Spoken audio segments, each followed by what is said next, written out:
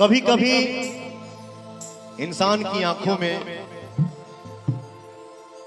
खुशी की आंसू आ जाता है।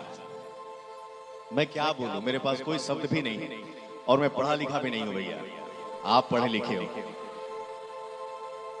नमस्कार दोस्तों, आप लोगों ने देखा ही होगा पवन सिंह ने रवि किशन को भावुक होकर गले लगाया। आपको बता दें चंपा देवी पार्क में 100 डिग्री से पार कर चुका सर्दी का सितम था, लेकिन दोनों ने जब स्टेज पर एंट्री लिया तो दोनों को देखकर सभी जनता के जोश एकदम हाई हो गए। वहीं रवि किशन ने पवन सिंह को भोजपुरी का शेर बताया तो पवन सिंह ने भी सांसद जी को सम्मान देते हुए बहुत ही बड़ाई की। दोनों ने मिलकर जब लॉलीपॉप लागेलू पर ठुमके लगाए तो मानिए गोरखपुर ही नाच रहा उस तरह का दृश्य बन चुका था। और आपको बता दें पवन सिंह के जन्मदिन था और तोहफा मिला गोरखपुर की जनता को। मंच पर रवि किशन ने खुद पवन सिंह को केक काट के खिलाया और ऐलान किया कि भोजपुरी सिनेमा की यही एकता है, इसकी असली ताकत यही है।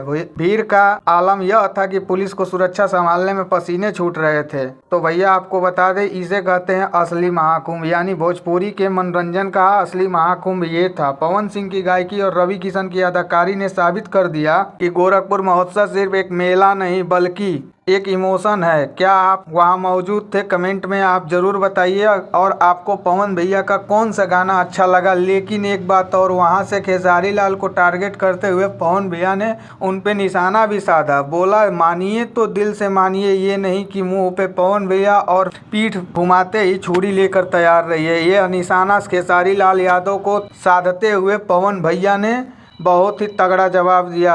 आप लोगों का क्या राय है, आप लोग जरूर बताइए।